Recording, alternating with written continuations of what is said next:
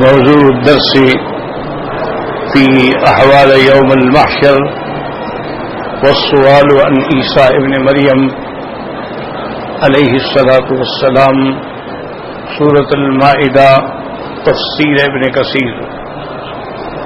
الحمد لله رب العالمين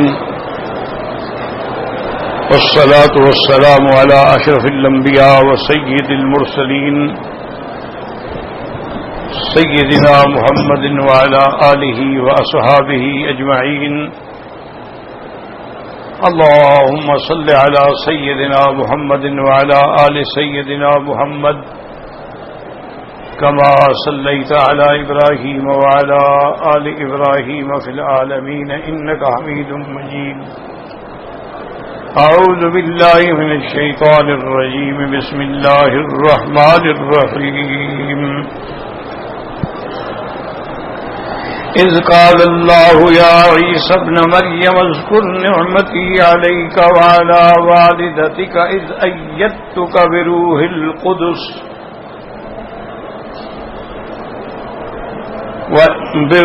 تكلم الناس في المهد وكهلا وَإِذْ أَلَّمْتُكَ الْكِتَابَ وَالْحِكْمَةَ وَالتَّوْرَاةَ وَالْإِنْجِيلَ وَإِذْ تَخْلُقُ مِنَ الطِّينِ كَهَيْئَةِ الطَّيْرِ بِإِذْنِي فَتَنفُخُ فِيهَا فَتَكُونُ طَيْرًا بِإِذْنِي وَتُبْرِئُ الْأَكْمَهَ وَالْأَبْرَصَ بِإِذْنِي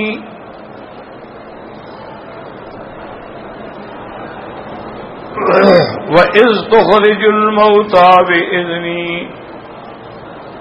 وَإِذْ كَفَفْتُ بَنِي إِسْرَائِيلَ عَنْكَ إِذْ جِئْتَهُمْ بِالْبَيِّنَاتِ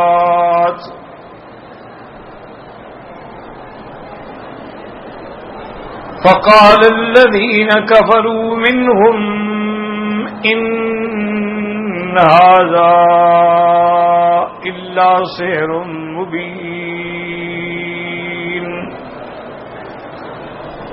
وَإِذْ أَوْحَيْتُ إِلَى الْحَوَارِيِّينَ أَنْ آمِنُوا بِي وَبِرَسُولِي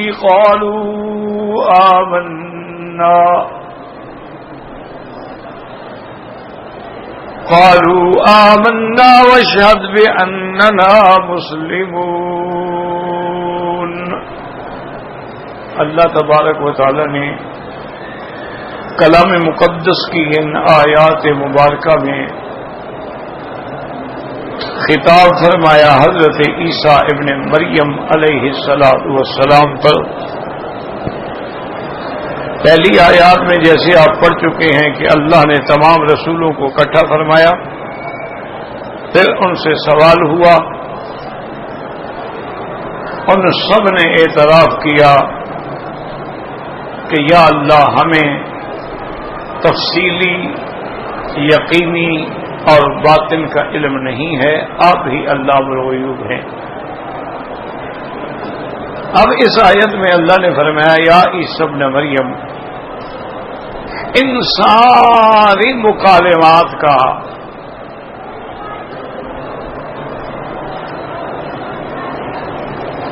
اصل بات جو ہے سمجھنے کی کوشش کریں کہ یہ سارے واقعات تو قیامت میں ہوں گے،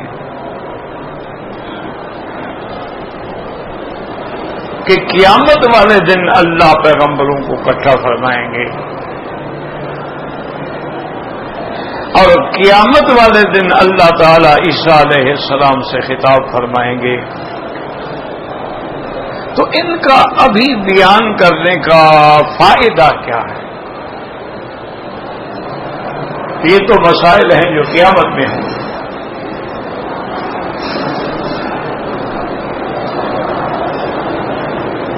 تو یاد رکھیں کہ اس میں پوری اللہ کی مخلوق کے لیے، کیونکہ اللہ کا قرآن جو ہے یہ جامع ماننے کامل مکمل کتاب ہے. اس میں ترغیب بھی ہے، ترہیب بھی ہے، وعد بھی ہے، وعید بھی ہے، تحدید بھی ہے، تخویف بھی ہے۔ اور تخویف جو ہے وہ دو قسم پہ ہوتی ہے، یا تخویف بامور الدنیا یا بالآخرہ، یعنی اللہ اپنے بندوں کو ڈراتے ہیں کہ دیکھو قوم نوح علیہ السلام نے کیا کیا، انجام کیا ہوا، قوم عاد نے کیا کیا، پھر ان کا انجام کیا ہوا، اگر تم بھی ایسے کرو گے تو پھر تمہارا بھی یہی ہوگا۔ یہ تخویفات دنیاوی ہے۔ قصہ قوم نوح علیہ السلام، قوم عاد، قوم ثمود، قوم لوط، قوم فرعون، یہ سارے واقعات یہ تخویفات ہیں۔ اب یہ ہیں تخویفات اخروی کہ قیامت کا دن کیسے سخت ہوگا، عام آدمی کی کیا بات ہے، وہاں تو اللہ کے پیغمبروں سے بھی سوال جواب ہوگا۔ تو یہ ہے تخویفات اخروی۔ اب سوال یہاں یہ پیدا ہوتا ہے کہ بھئی الحمدللہ ہم مسلمان ہیں، ہمارا تو ایمان ہے کہ موت برحق ہے، قیامت برحق ہے، حساب برحق ہے، ہمارا تو ایمان ہے۔ لیکن جن لوگوں کا قیامت پر ایمان ہی نہیں ہے، وہ تو مانتے ہی نہیں ہیں کہ ہم مرنے کے بعد اٹھیں گے۔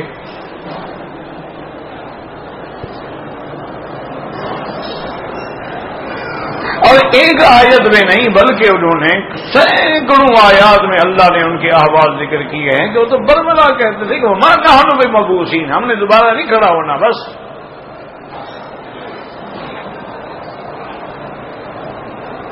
انا لفی خلق جدید، ہو سکتا ہے کہ ہمیں دوبارہ بنایا جائے۔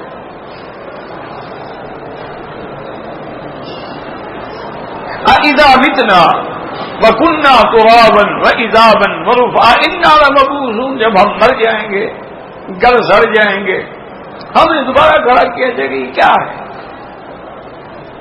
وہ تو مانتے بھی نہیں تھے نا۔ آج بھی جو دہریہ ہے، لا دین ہے، لا مذہب ہے، زندیق ہے، ملاحدہ ہیں، وہ تو خدا کو نہیں مانتے، قیامت کو کیا مانیں گے؟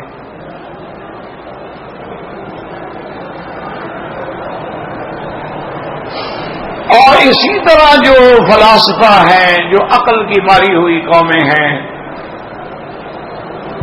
وہ بھی کہتے ہیں بھی یہ آخر کیا بات ہے کہ اتنی بڑی عمارت، اتنی بڑی شاندار آسمان، زمین، سیارات، مریخ، عطارد، مشتری، زحل، یہ سارا نظام عالم بنا کے پھر اس کو اللہ فنا کر دیں گے؟ یہ کوئی عقل کی بات ہے بھلا کہ آدمی ایک محل بنایا اور کیا گرا دو؟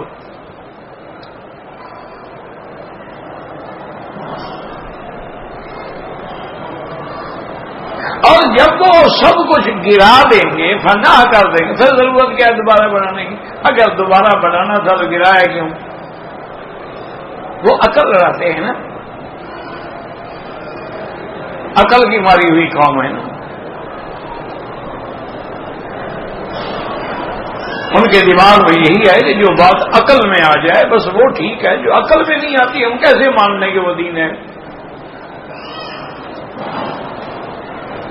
وہ کہتے ہیں 2 اور 2 ملاؤ تو 4 بنتے ہیں، لیکن 4 سے 2 نکال لو تو پھر تو 4 نہیں بنتے، پھر تو 2 ہی بنیں گے نا۔ وہ کہتے ہیں دیکھو مسلمانوں کا دماغ خراب ہے کہ 2.5% زکوٰۃ نکال لو تو پیسے بڑھ جائیں گے اور 7% لے لو تو کم ہو جائیں گے۔ وہ کہتے ہیں کہ سود میں تو ہمیں پیسہ ملتا ہے نا، اور زکوٰۃ میں ہمیں پیسہ دینا پڑتا ہے۔ 1 لاکھ روپے ہیں، آپ زکوٰۃ 2.5% دیتے ہیں، وہ کہتے ہیں 10 سال میں ختم ہو گئے، لیکن 1 لاکھ ہم نے بینک کے سیونگ اکاؤنٹ میں رکھ دیا، ہمیں 11%، 10% سود مل رہا ہے، وہ تو ہر سال مل رہا ہے۔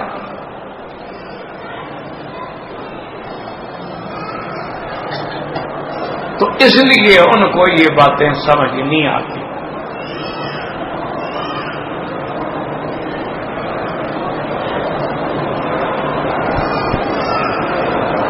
اصل اس کی کی سمجھ میں نہ آنے کی وجہ کیا ہے؟ یاد رکھو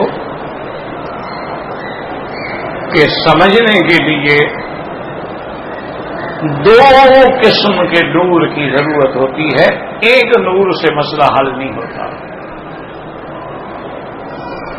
یہ تو عقل کی بات ہے نا، یہ تو مولویوں کی بات نہیں ہے۔ مثلا ایک آدمی آنکھوں والا ہے لیکن رات کو بجلی چلی گئی، اندھیرا ہو گیا، اب اپنے گھر میں جس میں 20 سال سے رہتا ہے اس کو کچھ نظر نہیں آتا، دروازہ کدھر ہے، کہاں سے نکلوں، کیسے جاؤں، کئی دفعہ دیوار سے ٹکرا جاتا ہے بیچارہ۔ آنکھیں ہیں لیکن اندھیرا ہو گیا، تو اب ایک نور تو ہے اس کی آنکھوں میں، اگلا نور نہیں ہے تو نظر کیسے آئے؟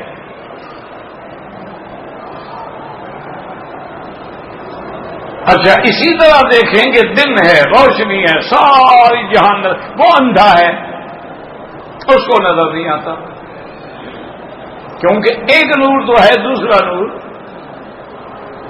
بات دماغ میں بٹھانے کی کوشش کرو، اللہ کرے سمجھ آ جائے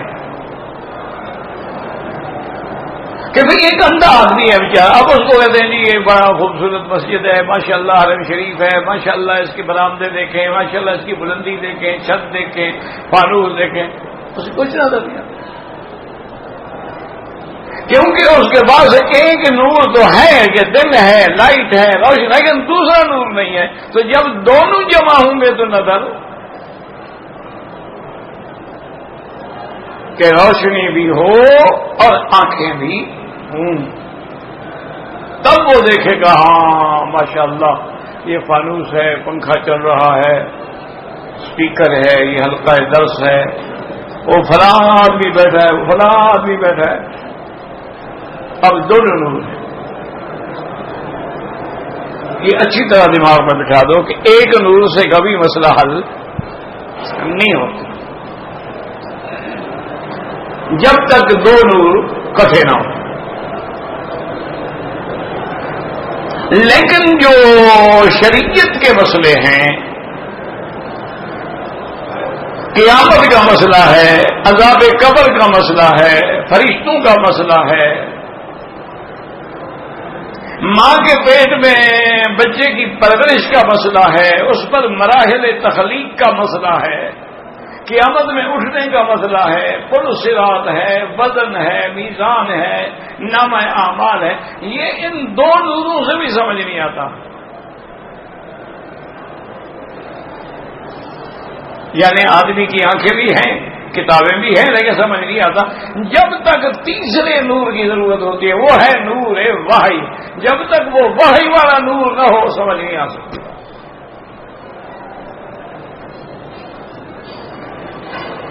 اسی لیے اللہ نے فرمایا انزلنا الیک نورا مبینا، میرے محبوب ہم نے آپ کی طرف کھلا نور اتارا ہے۔ نور سے مراد کیا ہے؟ قرآن، تو قرآن نور ہے،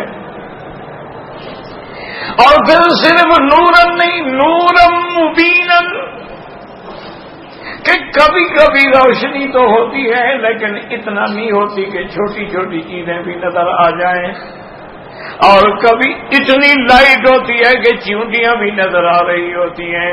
اللہ نے فرمایا میرا مدنی میں نے جو آپ کو نور دیا ہے وہ بڑا کھلا ہے، بڑا روشن ہے، جس میں ذرہ ذرہ بھی نظر آتا ہے، جس میں ماضی بھی، حال بھی، مستقبل بھی نظر آتا ہے۔ اسی طرح فرمایا واتبعوا النور الذی انزل معه، اس کی اتباع کرو جو نور ہم نے محمد مصطفیٰ صلی اللہ علیہ وسلم کے ساتھ اتارا ہے، وہ کیا ہے؟ قرآن۔ قد جاءکم من اللہ نور وکتاب مبین۔ اب اس نور سے مراد یا تو قرآن ہے، یا اگر ہم سمجھیں تو محمد مصطفیٰ کا قول بھی ہو سکتا ہے۔ اور اس کے بعد بھی اللہ کے نبی دعا مانگتے تھے کہ اللہم اجعل فی سمعی نورا وفی بصری نورا نورا وفي شعري نورا وفي دمي نورا واللحمي نورا وعظمي نورا وعن يميني نورا وعن شمالي نورا ومن فوقي نورا ومن تحتي نورا اللهم اعظم لي نورا. اب اللہ کا پیغمبر ہے، معصوم، لیکن وہ بھی مانگ رہا ہے کہ وہ نور ملے گا تو گاڑی چلے گی نا. اسی لیے قرآن کہتا ہے کہ جو ایمان والے ہیں قیامت کے دن نورہم یسعی بین ایدیہم وبایمانہم، ان کے نور ایمان کی روشنی جو ہے وہ مجسم بن کے ان کے آگے بھی نور چل رہا ہوگا اور دائیں بھی نور چل رہا ہوگا. اور اللہ تبارک و تعالیٰ کے بندے اس وقت بھی دعا کیا مانگیں گے کہ ربنا اتمم لنا نورنا واغفر لنا، یا اللہ ہمارا نور کامل ہو، مکمل ہو، منزل پہ پہنچانے والا ہو، ایسا نہ ہو کہ جیسے راستے میں بجھ جائے. تو اس لیے اب سمجھیں کہ جب تک نور ایمان نہیں ہوگا، نور وحی نہیں ہوگا، نور قرآن نہیں ہوگا، نور نبوت نہیں ہوگا، وہ مسئلے سمجھ آ ہی نہیں سکتے. ان پہ خام خواہ محنت کرنے کی ضرورت ہی نہیں.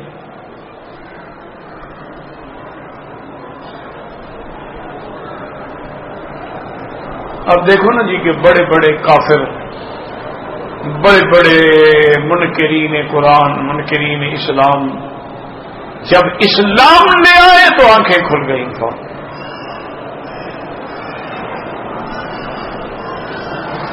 فوراً بالکل اندھیرے جو تھے آنکھوں کے آگے تھے وہ چھٹ گئے.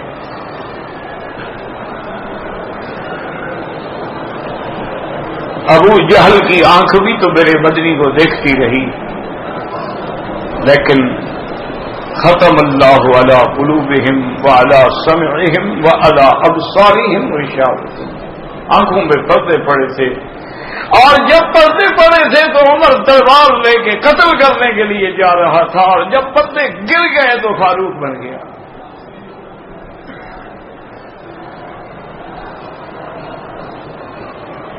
نہ ایمان سے کہیں یہ کوئی عقل سے بھلا سمجھ آنے والی بات ہے.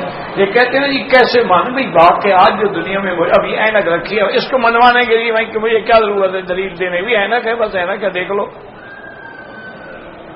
یہ حل تو نہیں ہے نا زمین میں چلانے والے، اینک ہے. اب اس کو سمجھانے کے لیے میں کیا دلیل دوں؟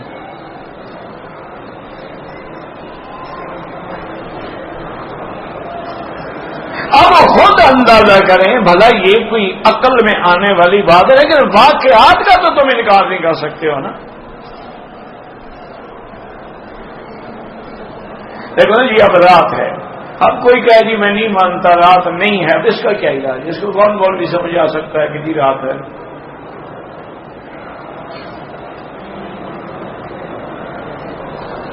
سیدنا عمرو بن العاص رضی اللہ تعالی عنہ جب گورنر بن کے مصر میں پہنچے، اور یہ ساری جنگیں جو ہیں حضرت عمرو بن العاص نے لڑی ہیں.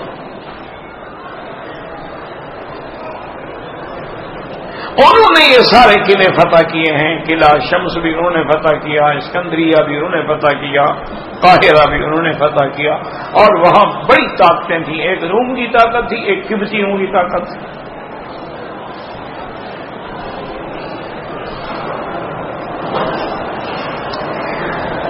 تو اس دور میں بہرحال وہ بڑی تفصیل ہے، اللہ نے مہربانی کی، وہ فتح ہو گئے، اسلام کی حکومت قائم ہو گئی. اب وہ سال میں ایک موسم تھا، ایک مہینہ تھا. جیسے ہندو دیوالی مناتا ہے تو 12 مہینے تو نہیں مناتا نا، یا کافر جو ہیں نصرانی جو ہیں وہ کرسمس مناتے ہیں، سارا سال تو نہیں مناتے نا، دن ہے نا، مہینے ہیں نا. یہودی ہیں عید نوروز مناتے ہیں. تو سب کے دن ہیں، مہینے ہیں، وقت مقرر ہے۔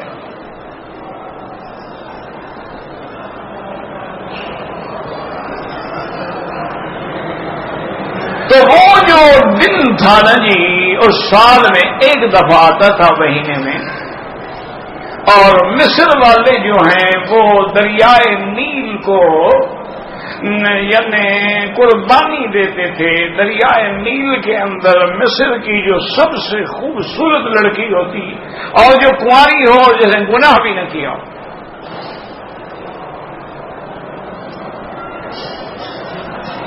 عقیدہ یہ تھا جی، اس کا نام ہوتا تھا عروس النیل، کہ بھئی یہ دریائے نیل کی بیوی ہے، شہزادی ہے، دلہن ہے، عروسہ ہے۔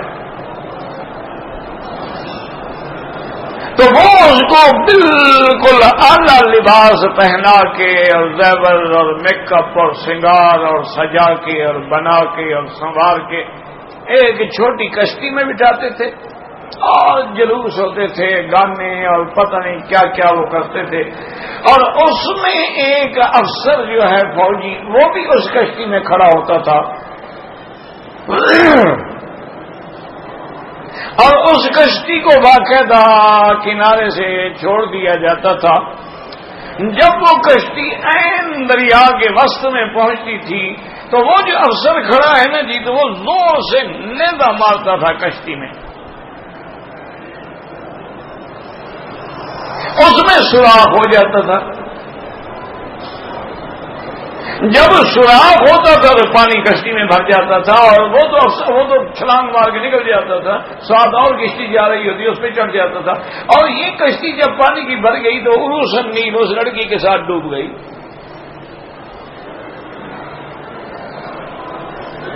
وہ کہتے تھے جی ہم نے دریا کو نظر دی ہے۔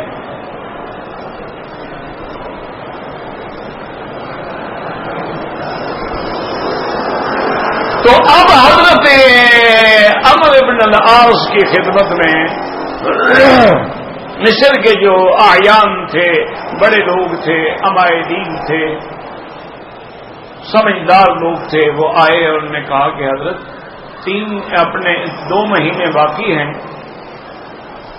اور یہ رسم کا وقت آ جائے گا اور ایک لڑکی نظر کرنی پڑے گی دریا کے۔ یہ ہمارے آج بھی جو جاہل ہیں نا، ان کا آج بھی عقیدہ ہے کہ جب دریا کسی زمین کو کٹائی شروع کرتا ہے نا، دریا کاٹنا شروع کہتے ہیں ہاں حضرت خضر علیہ السلام کی فوجیں آ گئی ہیں، وہ زمین کاٹ رہی ہیں، لہذا جانور ذبح کر کے ڈالو، ان کو کھانا وانا کھائیں گے تو ٹل جائیں گے، ان کو بھی رشوت دیتے ہیں۔ یہ ہمارے آج بھی عقیدہ ہے لوگوں۔ اچھا، دریا کا بھی نام ہوتا ہے خواجہ دل دریا، اس کی بھی منت ہوتی ہے۔ ہندو بھی منت مانتا ہے گنگا جمنا کی، ان کا بھی عقیدہ ہے کہ یہ گنگا اور جمنا جو ہے پوتر ہے، اس لیے ہر آدمی صبح سے اشنان کرتا ہے کہ پاک ہو جائے گا۔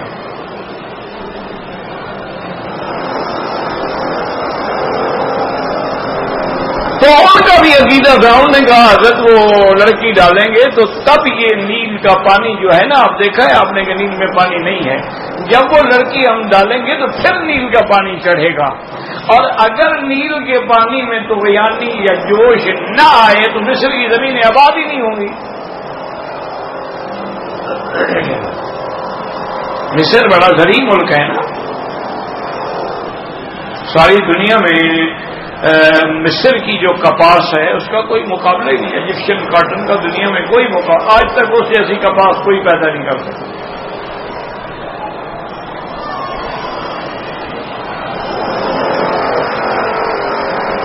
اب حضرت عمرو بن العاص حیران ہو گئے، انہوں نے کہا بھائی یہ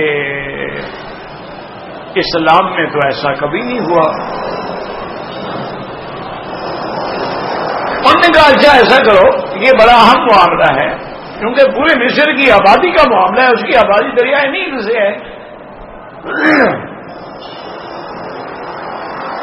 تو انہوں نے فرمایا کہ تم ٹھہر جاؤ میں مشورہ کرتا ہوں۔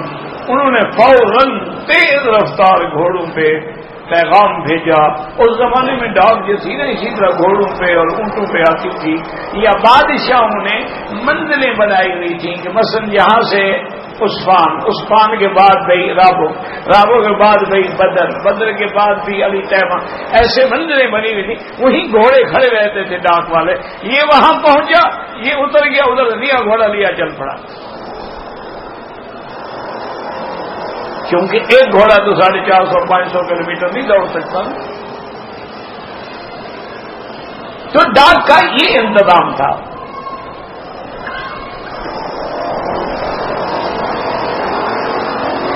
تو وہاں حال یہ ہوا کہ حضرت عمرو بن العاص نے یہ سارا واقعہ لکھ کے تیز رفتار قاصدوں کے ذریعے حضرت امیر المومنین حضرت عمر بن الخطاب رضی اللہ عنہ کو بھیجا.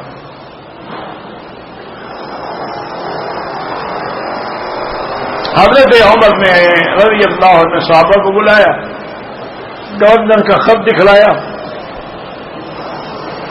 سارے حیران ہو گئے, یہ عجیب بات ہے بھئی لڑکی ڈالو تو دریا جوش میں آ جاتا ہے, اور لڑکی نہ ڈالو تو دریا کو جوش نہیں آتا. یہ اچھا عاشق دریا ہے بھائی.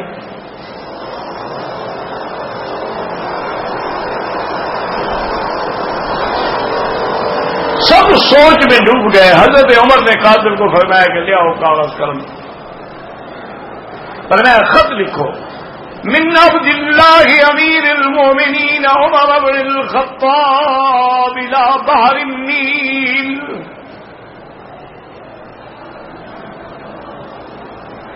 آپ نے لکھا کہ اللہ کے بندے عمر کی طرف سے دریائے نیل کو میں خط لکھ رہا ہوں.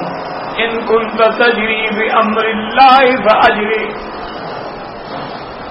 اگر تم اللہ کے حکم سے بہتے ہو, چڑھتے ہو, تبتے ہو تو جاری ہو جاؤ, اور اگر اللہ کے حکم سے نہیں چلتے ہو تو ہمیں تمہاری کوئی ضرورت نہیں, اللہ کے پاس اور بڑے دریا ہیں. اب ایمان سے کہو, یہ عقل میں آتی ہے بات کہ دریا کو خط لکھا جائے؟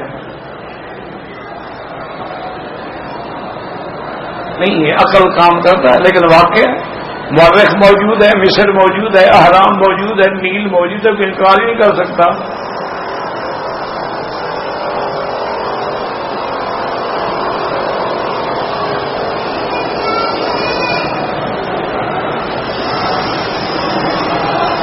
تو حضرت نے بھیجا کہ گورنر کو عمرو بن العاص کو کہ جب میرا خط ملے اس خط کو لے جاؤ اور دریا کے عین درمیان میں جا کے ڈال دو.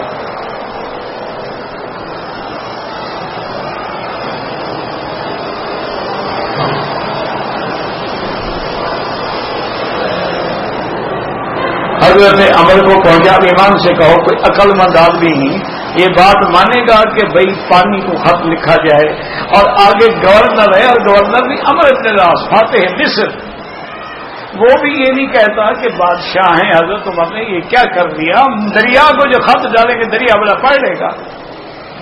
اچھا آپ کوئی خط لکھ کے پانی میں ڈال کے دیکھو, وہ تو الٹا دھل جائے گا, پانی میں کاغذ گل جائے گا. انہوں نے کہا نہیں, عمر نے بھیجا ہے تو عمر محدث ہے, اللہ نے عمر کو بصیرت کے ساتھ, بصارت کے ساتھ نور ایمان کی قوت بھی دی ہے. ان المؤمن ينظر بنور اللہ, مومن اللہ کے نور سے دیکھتا ہے. اتقوا فراست المؤمن, عمر نے جو لکھا ہے وہ حق ہے. چند آدمی کو لیا, کشتی میں بیٹھے, دریا جا کے خط ڈال دیا, آپ واپس آ گئے.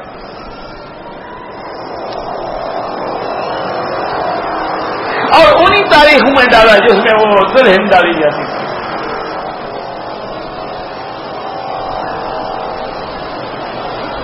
کتنی حسین لڑکیاں ساری ساری رات خوشی مناتی رہیں کہ کوئی تو مسلمان آیا جس نے ہماری جان بچائی.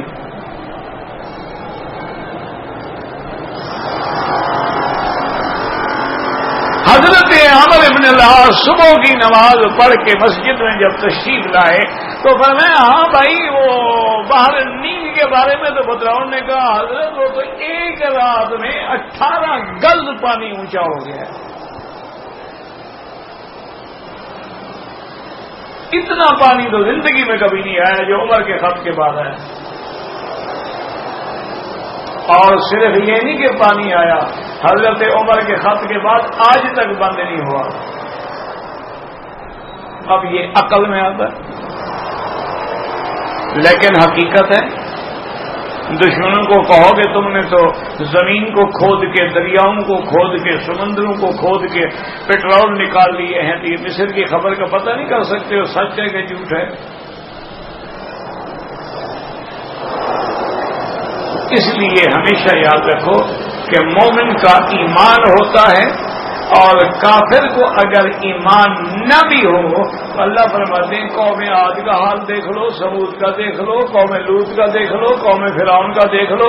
کیا یہ عقل آتا ہے کہ موسیٰ علیہ السلام کی فوجیں گزریں تو دریا میں دروازے بن جائیں، سڑکیں بن جائیں، اور فرعون کی فوج آئے تو دریا پکڑ لے؟ پوچھ لو ہوا ہے کہ نہیں ہوا ہے. لیکن تمہارے پاس نور ایمان نہ ہو تو ہم کیا کریں؟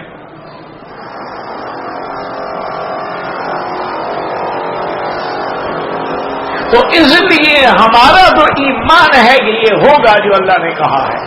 لیکن کافر یقین نہ کریں تو وہ باقی احوال دنیا کے دیکھ لیں کہ اگر دنیاوی تخویفات جو قرآن میں ہیں وہ حق ہیں تو پھر اخروی بھی حق ہے.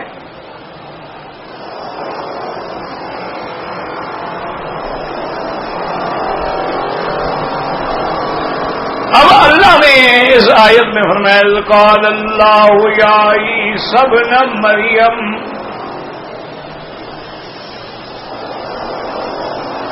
اللہ نے فرمایا کہ عیسیٰ ابن مریم اذ قال اللہ یا عیسی ابن مریم اذکر نعمتی علیک وعلی والدتک. اللہ نے فرمایا عیسیٰ ابن مریم، اللہ اکبر، کیوں اللہ یاد دلا رہے ہیں؟ یاد کرو میری نعمتیں جو میں نے تم پر اور تمہاری والدہ پہ کی ہیں. کریم تو دینے کے بعد کبھی نہیں جتلاتا. یوں کہ ہاں کیوں اللہ جتلا رہے ہیں؟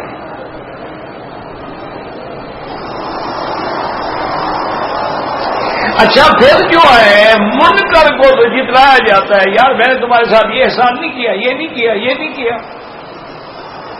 لیکن جو نبی ہے، معصوم ہے، ماننے والا ہے، اس کو کیوں یاد کرایا جا رہا ہے؟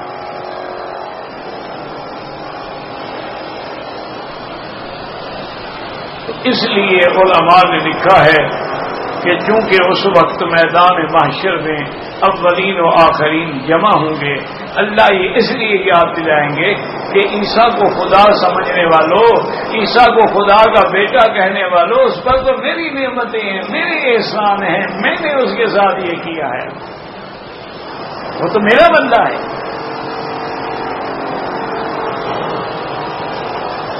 لیکن کیوں ہوگا پھر اگر وہ مان بھی لیں قیامت میں تو وہاں کا تو اسلام کا اعتبار ہی نہیں ہے،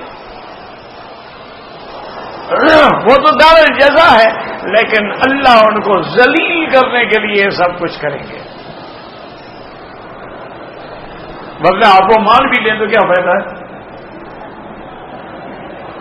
اذکر نعمتی علیک وعلی والدتک، یاد کرو جو میں نے تم پر اور تمہاری والدہ پہ احسان فرمایا، نعمتیں عطا فرمائی. ان میں پہلی کیا ہے؟ اذ ایدتک بروح القدس تکلم الناس فی المہد وکہلا. اللہ نے فرمایا جب میں نے روح القدس سے مراد جبریل ہے، جب جبریل علیہ الصلوۃ والسلام کے ذریعے تیری تائید کی اور جبریل کو اللہ نے حکم دیا تھا کہ جا کے بی بی مریم کے سینے میں پھونک ماریں، اور اس نفخہ جبریل سے میں نے تمہیں پیدا کیا کہ پھونکنے والا بھی معصوم اور اللہ امر دینے والا بھی پاک، اور جس بی بی کو پھونکا جا رہا ہے وہ بی بی بھی پاک، اور اس سے جو اولاد پیدا ہوگی وہ بھی پاک۔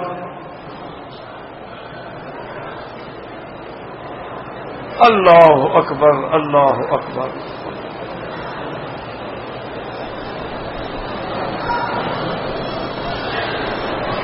اور علماء کہتے ہیں کہ عیسیٰ علیہ السلام پر تو نعمت اور احسان سمجھ آتا ہے، ماں کا ذکر کیوں کیا گیا؟ فرمایا اس لیے کہ جیسے ہم نے تمہیں اپنی رحمتوں سے رسول اللہ بنا دیا، کلمت اللہ بنا دیا، روح اللہ بنا دیا، تیری اماں کو بھی ہم نے آیت من آیات اللہ بنا دیا کہ بغیر باپ کے بغیر شوہر کے بچہ پیدا ہو، اور اس کا نام بھی قیامت تک قرآن میں لکھ دیا کہ قیامت تک پڑھا جائے تو بی بی مریم کا بھی ذکر ہو۔ اور کسی بیوی کا قرآن میں نام نہیں ہے۔ بڑا شان ہے بی بی خدیجہ کا، بی بی عائشہ کا، بی بی فاطمہ کا، لیکن قرآن میں نہیں پڑھا جاتا۔ یہ شان صرف بی بی مریم کا ہے کہ جب بھی کوئی قرآن پڑھے گا، اب رمضان میں پورے عالم میں کروڑوں قرآن کے ختم ہوں گے، اور ہر جگہ پڑھنے والے پڑھیں گے وَاذْكُرْ فِي الْكِتَابِ مریم۔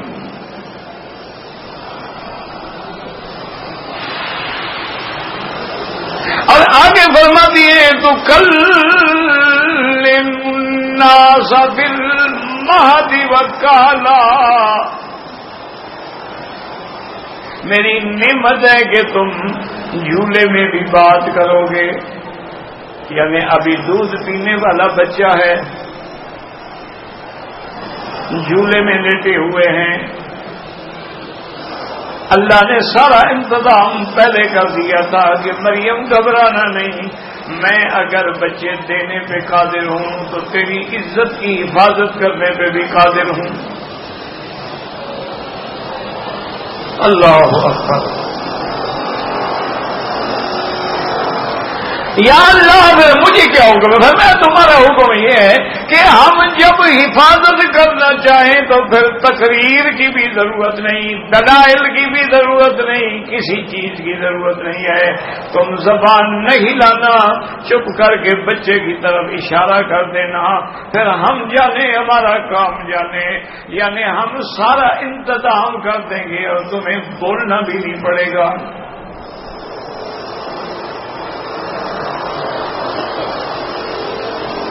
اب ساری قوم کا حیرت کی بات تھی نا جی کہ بی بی مریم جیسی پاک بی بی کے گھر میں بچہ پیدا ہو جائے۔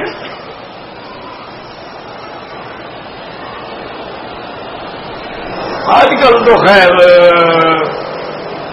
لوگوں نے بڑی ترقی کر لی ہے، پہلے تو کنواری لڑکی کو حمل ہی نہیں ٹھہرتا، ایک انجیکشن لگا دیتے ہیں 6 مہینے کے لیے کافی ہے، اگر ٹھہر جائے تو گرا بھی دیتے ہیں، وہ بھی مشکل نہیں ہے ان کے لیے۔ اچھا ویسے یہ ہے کہ یورپ نے اور امریکہ نے تو قانون بنا دیا ہے کہ ایسی کنواری لڑکیاں جن کو ناجائز حمل ہو جاتے ہیں اور وہ اسقاط نہیں کرانا چاہتی، بچہ رکھنا چاہتی ہیں، کنواری مائیں ہیں، تو ان کو باقاعدہ تحفظ دیا جائے اور باقاعدہ وظیفہ دیا جائے، پیسے دیے جائیں ان کو۔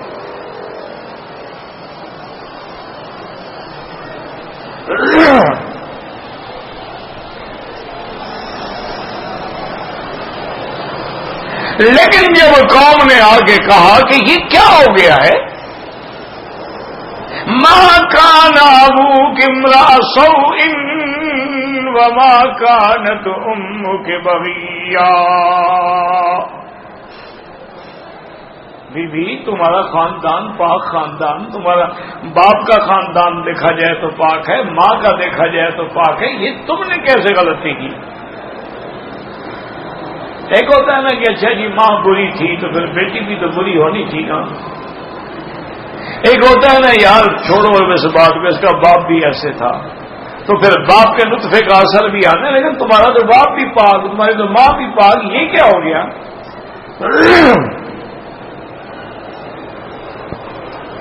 ایمان دیکھو بی بی کا، اللہ کے حکم پہ یقین دیکھو. ہم عمرے بھی کر رہے ہیں، ملتزم پہ دعائیں بھی مانگ رہے ہیں، اور پھر دل میں خیال پتہ نہیں قبول ہوتی ہے یا نہیں ہوتی. اللہ کو کیا ضرورت ہے جب تمہیں شک ہے؟ جب تمہیں اپنی دعاؤں پہ شک ہے، تمہیں ملتزم کی عظمت پہ شک ہے، تمہیں رمضان کے برکات پہ شک ہے، تمہیں عمرے اور حج کے برکات و ثمرات پہ شک ہے، تمہیں حرم کی عظمتوں پہ شک ہے، تو اللہ کو کیا ضرورت پڑی ہے تمہاری دعا قبول کرنے کی؟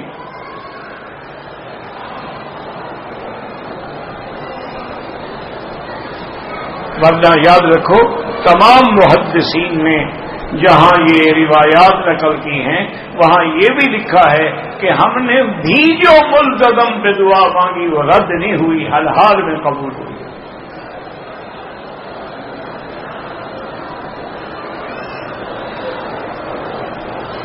تو بی بی کا ایمان ہے، انہیں جب اشارت ہی نہیں بولی نہیں.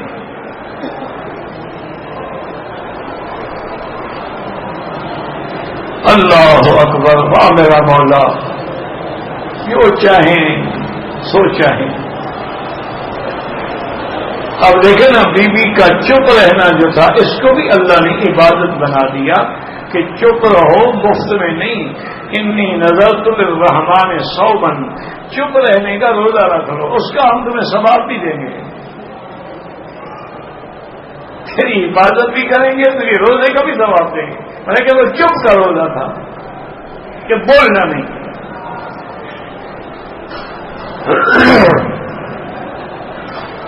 حکمت ہے نا، اگر بولنے کی اجازت ہوتی تو کتنی کتنی گھنٹے تقریر کرنی پڑتی، کوئی مانتا کوئی نہ مانتا، کوئی سنتا کوئی نہ سنتا، بڑی مشکل ہو جاتی نا.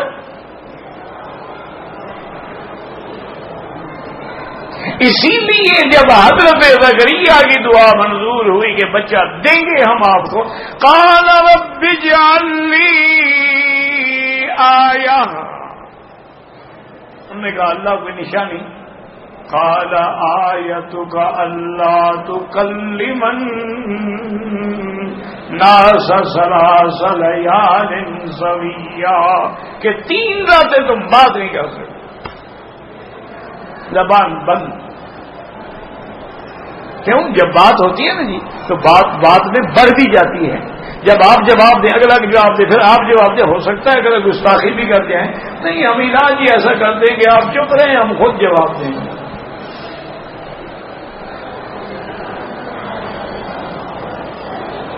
فأشارت إليه قالوا كيف نكلم من كان في المهد صبيا. حیران ہو کے جمع کا صیغہ ہے، سب بول پڑے کہ کیسے یہ جو ابھی جھولے میں ہے یہ بولے گا.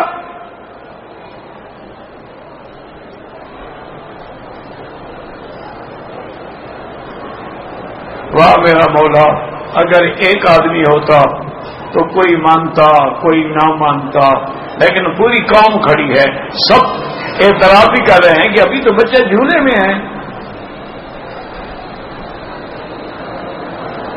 قال انی عبد اللہ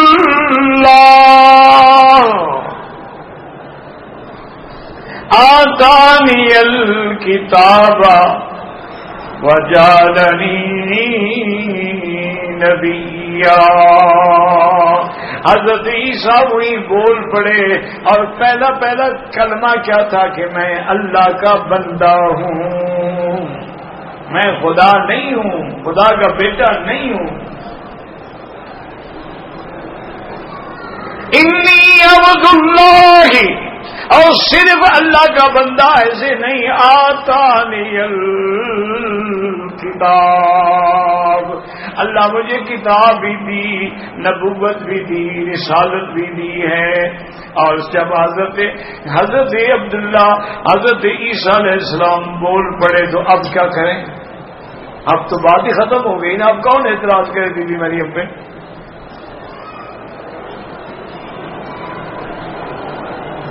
تو اس کا یہاں خلاصہ آ گیا.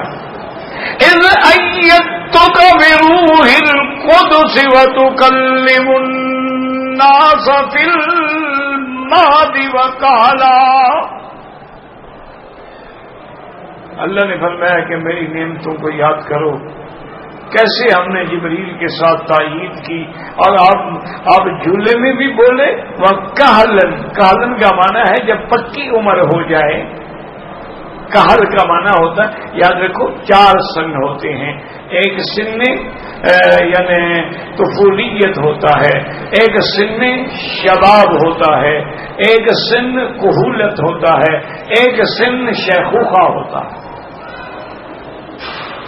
ہر آدمی پہ یہ 4 وقت 4 موسم گزرتے ہیں کہ پہلے بچہ ہے، پھر جوان ہو گیا، جوان کے بعد اب جناب پکی عمر ہونے لگ گئی، اور اب بالکل بڑھاپا آ گیا.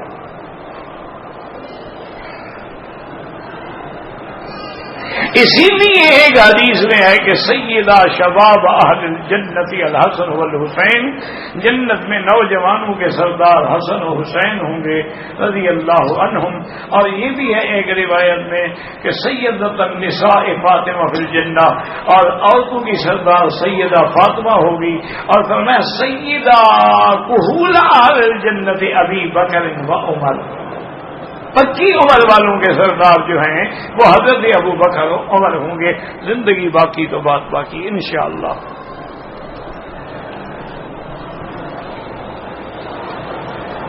اللہ اکبر، اللہ اکبر.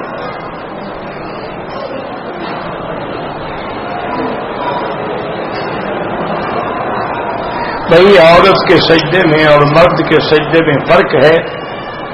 بعض ائمہ کرام فرماتے ہیں کوئی فرق نہیں، جیسے مرد سجدہ کرتا ہے اسی طرح عورت سجدہ کرے.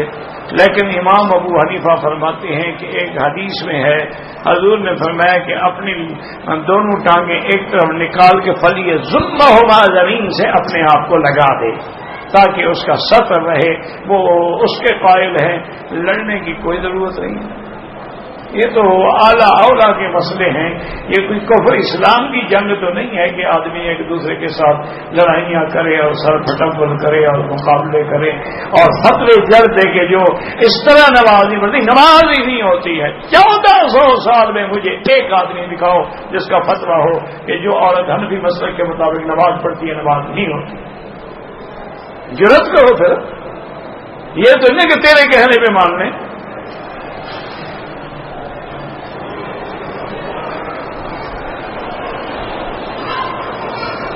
طواف کے دور میں کوئی چیز دے سکتے ہو، لے سکتے ہو، بات بھی کر سکتے ہو، لیکن لینے دینے کا معنی یہ نہیں ہے کہ کعبے کو پشت کر کے ادھر لینے چلے جاؤ اور پھر کعبے کو سینہ کر کے ادھر لینے چلتے چلتے کچھ لے لو دے دو.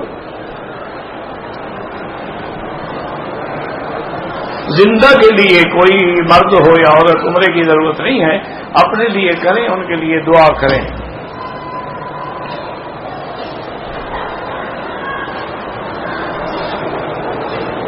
ہمیں دور سے آنا ہوتا ہے. اگر طواف اور صفا مروہ چپل پہن کے کر لیں، چپل پاک ہو تو کوئی حرج نہیں. شرط یہ ہے پاک ہو.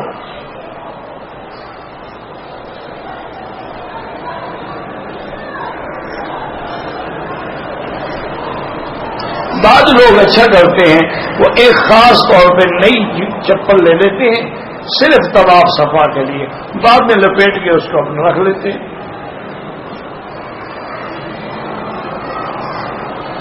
ہمارے والد صاحب کومے میں ہیں اور دوسرے دوست کو کینسر ہے.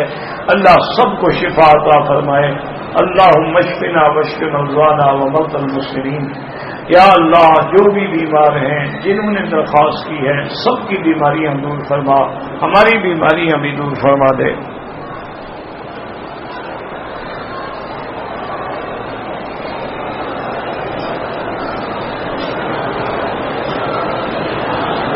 کہتے ہیں کہ حضرت عمر نے 20 رکعت تراویح کا حکم دیا. یہ بات غلط ہے. اچھا ماشاءاللہ، شکر ہے کہ 1400 سال کے بعد تمہیں پتہ لگ گیا.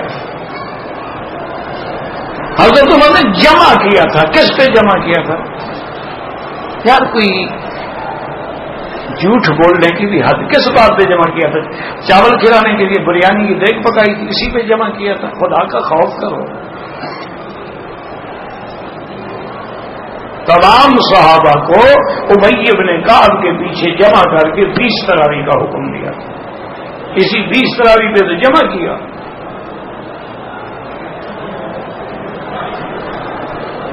کہتے جی کہ یہاں جو لوگ ہیں کہتے ہیں کہ امام ابو حنیفہ، امام شافعی، امام مالک، امام احمد بن حنبل کے پیچھے چلنا ٹھیک نہیں ہے، اس کہنے والے کے پیچھے چلیں. نہیں، ان کے پیچھے چلنا تو ٹھیک نہیں ہے. اس کی بات مانی تو پھر اس کے پیچھے تو چلے نا. لا حول ولا قوت الا باللہ العلی. یہ علامات قیامت ہے. ایسے لوگ پیدا ہوں گے جو اللہ والوں کی توہین کریں گے. اللہ تعالیٰ موجود الہوا معکم اینما کنتم، باقی اس کا مقام عرش ہے جیسے اس کو زیبا ہے. ایسے سوال کرنے کی شریعت میں اجازت ہی نہیں ہے. پتہ نہیں کیوں تم لوگوں نے بنا رکھا ہے.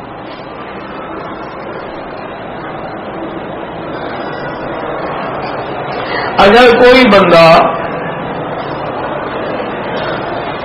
عمرہ کرنے کے بعد اپنے بال کاٹ سکتا ہے، کاٹ سکتا ہے.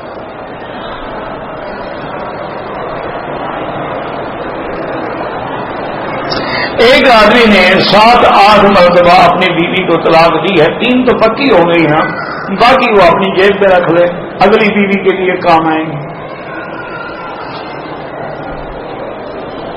طلاق 3 ہوتی ہیں، ایک ہوتی ہے. حلال جانور کی اوجری بعض ائمہ فرماتے ہیں حلال ہے، بعض کہتے ہیں مکروہ ہے، لیکن کراہت تنزیہی ہے، یعنی نہ کھائے تو بہتر ہے. لڑکیوں کے کان وغیرہ جو سیتے ہیں اگر وہ راضی ہو تو کوئی بات نہیں.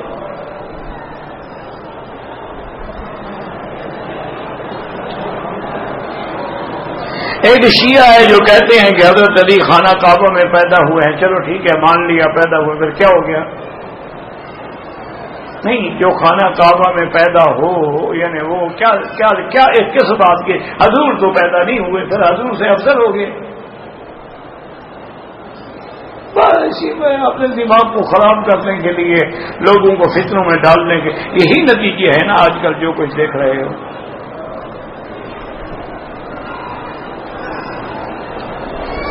علی کعبے میں پیدا ہو، علی رہے گا، خدا خدا رہے گا، مصطفیٰ مصطفیٰ رہے گا.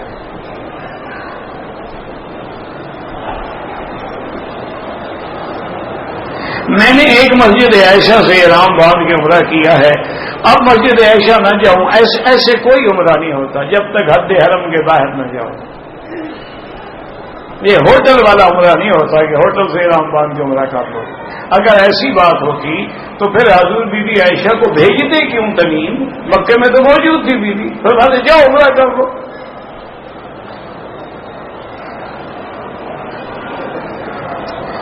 باتھ روم میں جو جوتے رکھتے ہیں کیا وہ صحیح ہیں؟ جوتے رکھتے ہیں ٹھیک ہے تاکہ تمہارے جوتے خراب نہ ہوں، اس میں کون سا مسئلہ آ گیا؟ اس کا رزق سے کیا تعلق ہے؟ جوتے مارنے سے شاید تمہیں رزق مل جائے. اللہ کے بندے حمام کی صفائی کے لیے ہوتے ہیں تاکہ تم باہر مٹی والے جوتے لے کے حمام گندا نہ کر دو.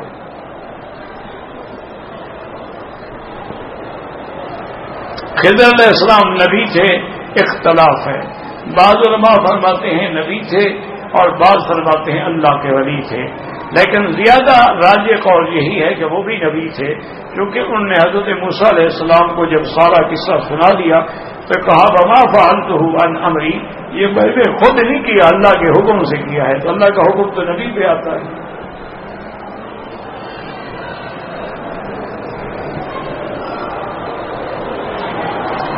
کہتے جی کہ قرآن کی ایک آیت ہے جس میں وسیلے کا ذکر ہے، تو اس میں پیروں کی تقلید جائز ہے. پیروں کی تقلید تو کوئی نہیں کرتا، تقلید تو ائمہ کی جاتی ہے، ائمہ اربعہ کی. امام ابو حنیفہ، امام شافعی، امام مالک، امام احمد حنبل، پیروں کی تو کوئی تقلید نہیں کرتا. دوسرا، وسیلے کا تقلید سے کیا تعلق ہے؟ وسیلے کا معنی ہے تقرب الی اللہ، اللہ تعالی تک راستہ ڈھونڈنا. اور آگے اللہ نے لکھ دیا ہے کہ اس کے لیے پہلی شرط ہے اتقوا اللہ، تقوی اختیار کرو، گناہوں سے بچو. اللہ کا تقرب ڈھونڈو. کیا کیسے ڈھونڈو؟ جاہدوا فی سبیلہ، اللہ کے راستے میں جہاد کرو. یہ وسیلہ ہے، یہ وسیلہ نہیں کہ زبانی کلامی پکڑ لو شارٹ کٹ ہو جائے.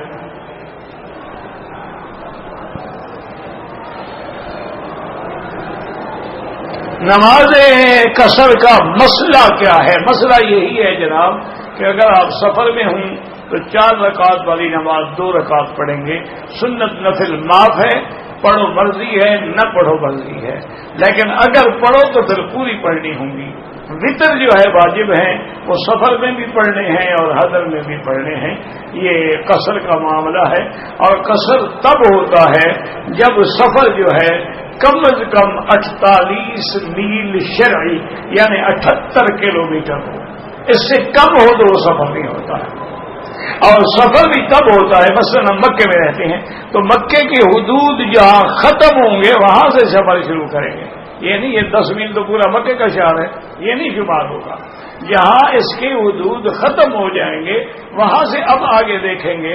78 کلومیٹر بنتا ہے تو مسافر ہیں، نہیں بنتا ہے تو مسافر نہیں ہے. واللہ اعلم.